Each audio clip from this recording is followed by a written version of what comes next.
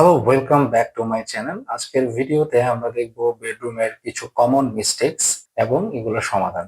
প্রতিটি সমাধানের সাথে সাথে আমরা এই বেডরুম ডিজাইনের মধ্যে কিছু ইম্পর্টেন্ট নোট আমরা তুলে ধরবো, যেমন হেডবোর্ড, টেক্সচার, কার্পেট, বিছানার চাদর এবং আরো অনেক কিছু। আপনি যদি আমার চ্যানেলে নতুন হয়ে থাকেন তাহলে অবশ্যই চ্যানেলটি সাবস্ক্রাইব করে রাখবেন এবং নোটিফিকেশন বেল আইকনটি প্রেস করে রাখবেন। চলুন দেরি না করে ঘুরে আসি আজকের ভিডিওতে। প্রথম ভুল, ভুল রং নির্বাচন করা।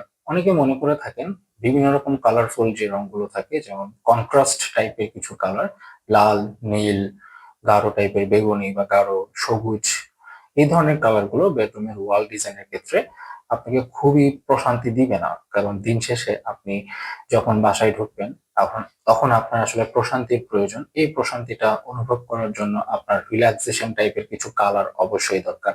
তবে সেই ক্ষেত্রে আপনাকে পছন্দ করতে হতে পারে লাইট কিছু কালার, যেমন সাদা টোনের মধ্যে অথবা ওয়ার্ম টোনের মধ্যে কিছু সফট কালার, যেমন সফট ব্লু, সফট গ্রিন, এই টাইপের কালার আপনারা পছন্দ করতে পারেন।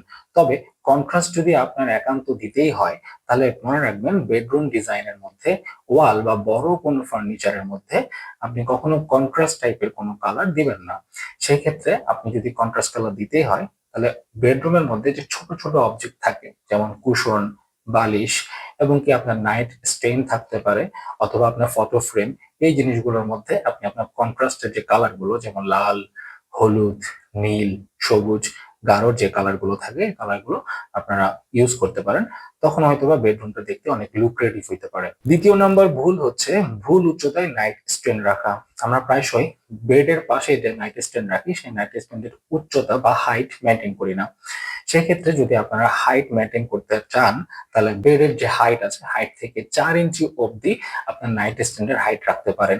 সেক্ষেত্রে নাইট স্ট্যান্ডের হাইটটা আমাদের বেড লেভেল থেকে নির্বাচন করাটাই বেটার। তৃতীয় ভুল হচ্ছে ফোকাল পয়েন্ট না থাকা। আমরা যখন আমাদের বেডরুমে যাই এবং একটা বেডরুমের জন্য সব থেকে ইম্পর্টেন্ট ফোকাল পয়েন্ট হচ্ছে আপনার বেড। যে বেডটা অবশ্যই আপনাকে মেনটেন করতে হবে আপনি কোন দিকে বেডটি রাখবেন। প্রায়শই আমরা দেখি জানালার পাশে বা জানালার সামনে আমরা বেড রাখি। সেক্ষেত্রে বেডের পিছনে যে অংশটা, সেই অংশটা আসলে হালকা হেডবোর্ড দিয়ে ঢেকে রাখা খুবই দরকার। জানালাটা পুরো ঢাকলে আপনি আপনার ন্যাচারাল লাইট বা ন্যাচারাল যে বাতাস, সেই বাতাসটা পাবেন না। সেক্ষেত্রে জানালার সামনে যদি একান্তই আপনার বেডটা রাখতেই হয় তাহলে একটি হেডবোর্ড ইউজ করুন, যেটা অর্ধেক থাকবে। অথবা সব থেকে বেশি ভালো হয় যদি আপনি একটা প্লেন ওয়াল নির্বাচন করেন।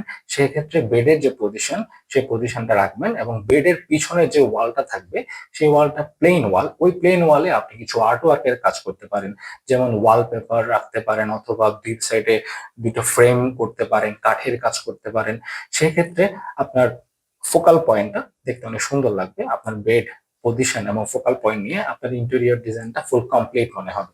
চতুর্থ ভুল আমরা মাঝে মাঝে যেটা করি যে আমরা মনে করি যে সিমেট্রিক যে ডিজাইনটা থাকে, বেডের দুই পাশে একই উচ্চতায় নাইট স্ট্যান্ড রাখা, এটাকে অনেকটা সিমেট্রিক ডিজাইন বলা হয়।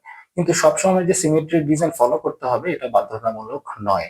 কারণ সিমেট্রিক ডিজাইন ছাড়াও আমরা বেডের যে দুই পাশের যে পজিশন, নাইট স্ট্যান্ডের যে পজিশন, সেই পজিশনটা আমরা চেঞ্জ করতে পারি। আমরা অ্যাসিমেট্রিক যে রুলসটা আছে সেই রুলসটা ফলো করতে পারি। আপনারা যদি জাপানিজ অথবা বোহেমিয়ানের কোনো ইন্টেরিয়র ডিজাইন ফলো করেন তাহলে দেখবেন ওরা বেডের এক পাশে যে উচ্চতায় নাইট স্ট্যান্ড রাখে তার অপোজিটে একটা শেলফ রাখে, যে শেলফের উচ্চতাটা নাইট স্ট্যান্ড এবং বেডের উচ্চতা থেকে খানিকটা বড়। তাহলে সেই অংশটাকে একটা জিওমেট্রিক্যাল অ্যাসিমেট্রিক একটা পজিশন আমরা দেখতে পারি। 5 নাম্বার ভুল হচ্ছে পর্যাপ্ত আলো আমার রুমে প্রবেশ না করা। পর্যাপ্ত আলো যদি আপনার রুমে প্রবেশ না করতে পারে তাহলে সেই ক্ষেত্রে আপনার রুমটা সবসময় বদ্ধ মনে হবে, একটা গন্ধ ছড়াবে। সেই ক্ষেত্রে আপনার জানালা পজিশন এবং আপনার বেডের পজিশনের মধ্যে যে পয়েন্টটা আছে সেই পয়েন্টটা আপনাকে মনে রাখতে হবে। 5ম নাম্বার ভুল হচ্ছে গোপনীয়তা বজায় না থাকা বা পর্যাপ্ত যে আলো, সে আলোর বাইরের প্রচুর আলো আমার রুমে প্রবেশ করা। আমরা প্রায়শই দেখি আমাদের জানালা দিয়ে ডিরেক্ট সূর্যের আলো রুমের মধ্যে প্রবেশ করছে। সেক্ষেত্রে আমাদের রুমটা সবসময় গরম এবং আবহাওয়াটা সবসময় উত্তপ্ত থাকবে, যেটা একটা পার্সনের জন্য, একটা মানুষের জন্য আরামদায়ক হবে না।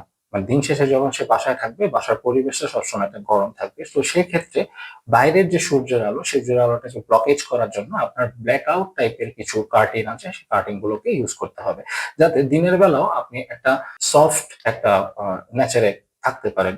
দিনের যে আলো সেই আলোটা যদি আপনি না চান তাহলে ব্ল্যাক আউট যে কার্টেনটা থাকবে সেই কার্টেনটা আপনি ইউজ করতে পারেন। এগুলো ছিল বেডরুম ইন্টেরিয়র ডিজাইনের কিছু ভুল এবং এগুলোর সমাধান। এছাড়াও আরো অনেক ভুল আছে বেডরুম ইন্টেরিয়র ডিজাইনে, যেগুলো আমরা পরবর্তী ভিডিওতে আমি আপলোড করব। এবং সেই সাথে পুরোপুরি ইন্টেরিয়র ডিজাইনের যতগুলো ভুল আমরা করতে পারি সেই ভুলগুলোর সমাধান কি সেই সমাধানগুলো নিয়েও আমি পরবর্তী ভিডিওগুলোতে আলোচনা করব। তো এখন পর্যন্ত ধন্যবাদ। টাটা।